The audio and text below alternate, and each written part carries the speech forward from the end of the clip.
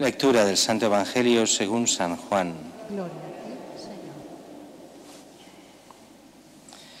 En aquel tiempo, entre los que habían venido a celebrar la fiesta, había algunos griegos. Estos, acercándose a Felipe, el de Betsaida de Galilea, le rogaban: Señor, queremos ver a Jesús. Felipe fue a decírselo a Andrés, y Andrés y Felipe fueron a decírselo a Jesús. Jesús les contestó: Ha llegado la hora en que sea glorificado el Hijo del Hombre. En verdad os digo, si el grano de trigo no cae en tierra y muere, queda infecundo.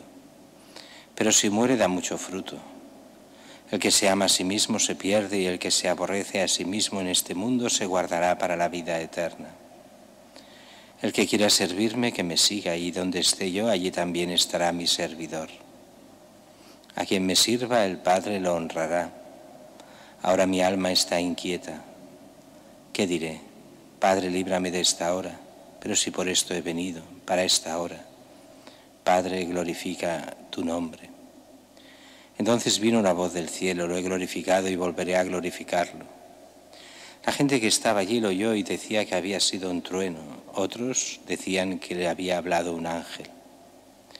Jesús tomó la palabra y dijo: Esta voz no ha venido por mí, sino por vosotros. Ahora va a ser juzgado el mundo, ahora el príncipe de este mundo va a ser echado fuera. Y cuando yo sea elevado sobre la tierra, atraeré todos hacia mí. Esto lo decía dando a entender la muerte de que iba a morir. Palabra del Señor. Gloria a ti, Señor Jesús.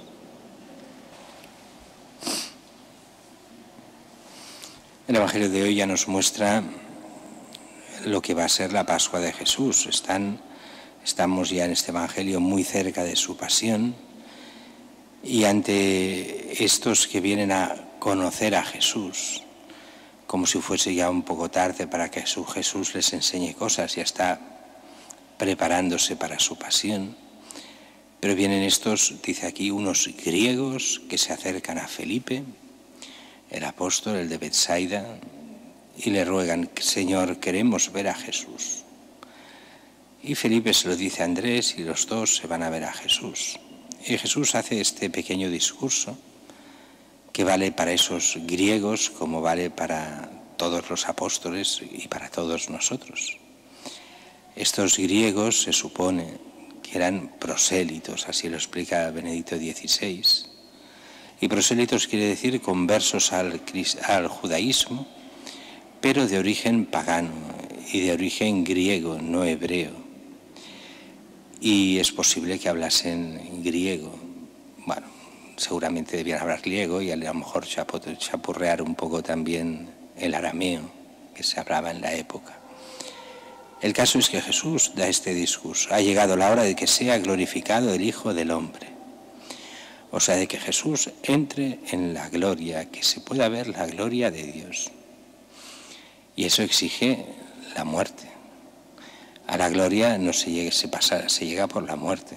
No, aquí no somos gloriosos, y si queremos llegar a la gloria, hemos de pasar por la muerte y entrar en la gloria de Cristo. Y nos lo dice de forma muy clara: si el grano de trigo no cae en tierra, queda infecundo; si muere, da mucho fruto. Esto que es evidente a nivel de la agricultura. Esto, claro, era una época en que todo el mundo conocía el trigo. Hoy yo estoy convencido de que mucha gente, sobre todo gente joven, se va al campo y empieza a dudar si lo que hay es trigo, es cebada o es cualquier otro cereal lo que hay plantado. Incluso los antiguos sabían bien lo que producía el trigo. Hoy depende de muchas cosas, también con los transgénicos y todo es un lío. Antes una buena cosecha era un 40-1, 40 granos por cada por cada planta, por cada tallo que subía. Hoy se puede llegar a 100 en teoría, pero solo de forma muy experimental. Pero bueno, no es eso lo importante. Lo que sí veían claramente es que el trigo era un sacrificio plantar. El trigo se podía comer, nos daba el pan, pero una parte relativamente considerable de la cosecha, muchas veces llegaba al 10% de la cosecha, la tenían que volver a plantar. Como dice muy bien Jesús en otra parábola, porque una parte cae en el camino, otra cae entre abrojos, otras por lo que sea no da fruto, y al final solo dan fruto una parte pequeña incluso de aquello que se planta. Y era como ver morir el grano, el trigo que tenían, pero para que diese fruto, mucho más fruto. Con esa mentalidad Jesús se pone a sí mismo, Él ha de morir. Eso es una de las cosas que a mucha gente le cuesta muchísimo de entender. ¿Por qué Cristo ha de dar la vida por nosotros? Eso no es masoquismo, eso no es pintarnos una religión del dolor, pues no es así. Hay una parte de la religión que es del dolor por una razón. El pecado lleva al dolor y a la muerte. El gran dolor del mundo viene por el pecado. Es curioso cómo el mundo que quiere ser feliz elige su felicidad en general sin Dios y acaba siendo el más desgraciado de todos y dando la culpa a todos. Y eso hace que el pecado lleva al dolor, sobre todo de los inocentes, de ellos mismos, pero después todo el mal que hacen aquellos que no tienen culpa. Esto lo vemos tan claramente desde el aborto hasta la eutanasia, pero pasando por todos aquellos que son oprimidos por aquellos que se creen que son algo y que son algo sin Dios y que creen que ellos pueden estar por encima de todo y hacen como el rico de la parábola, no se preocupan para nada de los demás, solo de ellos mismos. En aquella parábola del rico y Lázaro, ¿qué hace de malo aquel rico? No roba, no mata, simplemente se desentiende de todos y solo piensa en sí mismo.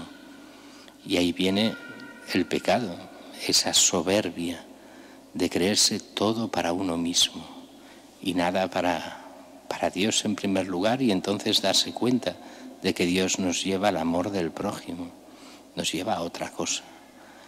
¿Cómo se resuelve el misterio de este mal, de este alejamiento de Dios y del dolor? Pues se resuelve de una forma. ¿A qué lleva el mal y el pecado? Lleva a la muerte. Pues Jesucristo paga la condena a muerte de todos nosotros con su muerte, y su muerte es infinitamente más valiosa que la de todos nosotros, porque es la muerte del Dios que se ha hecho hombre.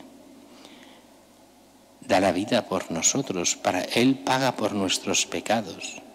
Solo falta una cosa, que nos asociemos con su muerte, con Él, para poder llegar a la gloria, a la vida eterna. Él ya ha pagado, Él ya nos ha legado la mayor de las fortunas, nuestra vida eterna, nuestra salvación. Solo falta que nos asociemos con Él, que la recibamos. Muy mal dicho, que vayamos al notario a aceptar la herencia y todo lo que conlleva esta herencia. ¿Y qué es aceptar esa herencia? Pues aceptar lo que dentro de nada, 2 semanas, viviremos. Aquella promesa que haremos, que volveremos a hacer en la noche de Pascua. La renuncia al pecado, la renuncia al mal, la renuncia al diablo, el querer vivir como hijos de Dios y creer en Él y llevar en la práctica su palabra. Eso es lo que el Señor nos pide. Esas son, entre comillas, las condiciones. Buscar la felicidad en la verdad, en el bien y en Cristo mismo, y no en la soberbia, en la rebeldía y en nosotros mismos. Lo hacemos como Dios quiere, tenemos esa vida eterna que Él nos da por su pasión, muerte y resurrección. Y hoy cambiamos tema. Celebramos el día del seminario. Sabéis que el seminario es ahí donde se forman los futuros sacerdotes o presbíteros, como les gusta llamar hoy a los sacerdotes, pero bueno, es lo mismo. Los curas de toda la vida, los diocesanos, no los religiosos. Sabéis muy bien que hay una diferencia entre los religiosos y los diocesanos. Y a los curas no nos gusta que nos llamen religiosos. Ah, mira, los religiosos. El cura, un religioso. No, los curas no somos religiosos en el sentido mundano. Claro que somos gente de religión, faltaría... Bueno, ni eso. Porque sabéis bien, esto lo explicaba muy bien Benedicto XVI, que el cristianismo no es una religión. Eso es un excursus, fuera de curso. Decía, ¿qué es una religión? Una religión es el intento del hombre para organizarse y llegar a Dios. ¿Y qué es el cristianismo? Es Dios que se hace hombre y nos revela la verdad. Entonces no es una religión, no es un esfuerzo del hombre hacia Dios, sino de Dios hacia el hombre, para que seamos suyos. Pues bien, en lo que es la Iglesia, esta revelación de Dios, Dios quiere unos cuantos que se dediquen de forma exclusiva a Él, para el bien de la comunidad y sobre todo, no únicamente, pero sobre todo para los sacramentos y la predicación. Y a esto es a lo que forman en el seminario. Como sabéis muy bien, hay crisis vocacional desde hace bastantes años, pero esa crisis vocacional viene de la crisis real de fe de nuestro pueblo y de nuestras parroquias. ¿De dónde salen las vocaciones? Pues tendrían que salir de las familias cristianas, que educan en la fe a sus hijos, que sus hijos van creciendo como cristianos. Como sabéis hoy, hay poquísimas familias cristianas, que sean de verdad cristianas. Otra es que se den pátina de cristianos, pero que lo sean, muy pocos. Entonces, ¿de dónde salen hoy las vocaciones? Pues una parte de estas familias y otra parte, de forma muy curiosa, de conversos. De mucha gente que llega a los 20, 25, 30, 35 años, muchos después de una vida de perdición como el hijo pródigo, vuelven a la Iglesia, se dan cuenta de sus errores y sus pecados y conversos, después entran en el seminario, cada vez son más estos. A nosotros, ¿qué es lo que nos interesa? Nos interesa que la fe vaya adelante, que podamos vivir cristianamente, que podamos vivir los sacramentos, que la predicación sea la de Cristo y no otra. Y para eso necesitamos los sacerdotes. De hecho, no lo sabéis todavía, pero ya hay un plan de reducción de parroquias. Y ya una cosa que se veía ya hace más de 30 años, que se tenía que reajustar al número de sacerdotes. Hoy ya hay todo un plan para primero reducir parroquias y eliminarlas. Este año ya son 4 las parroquias que se eliminarán en Barcelona, en la ciudad.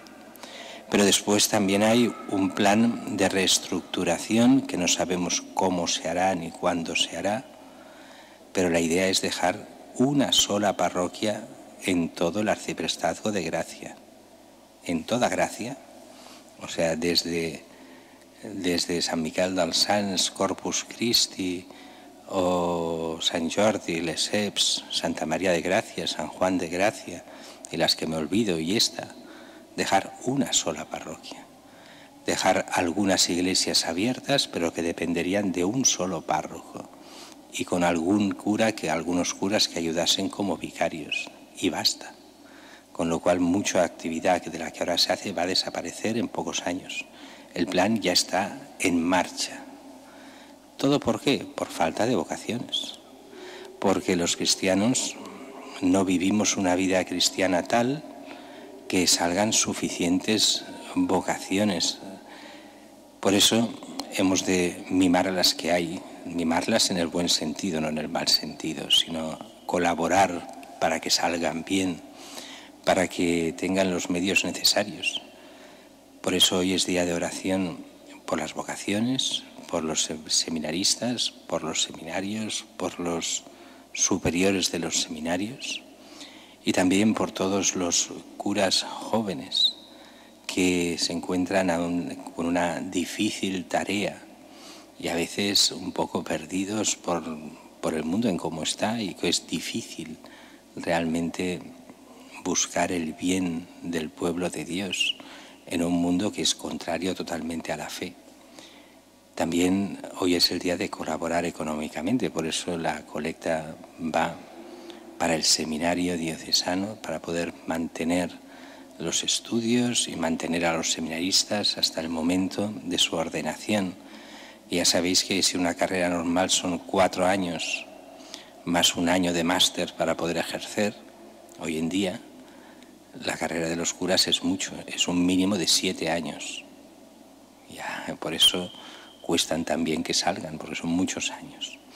Pedimos al Señor que nos ayude, que sepamos rezar todos y cada uno por las vocaciones, para que hayan muchas y santas vocaciones sacerdotales, para que realmente la Iglesia pueda ir adelante aquí y en todo el mundo, y también para que los jóvenes se puedan formar de tal modo que el día que se sientan llamados puedan responder sí a nuestro Señor.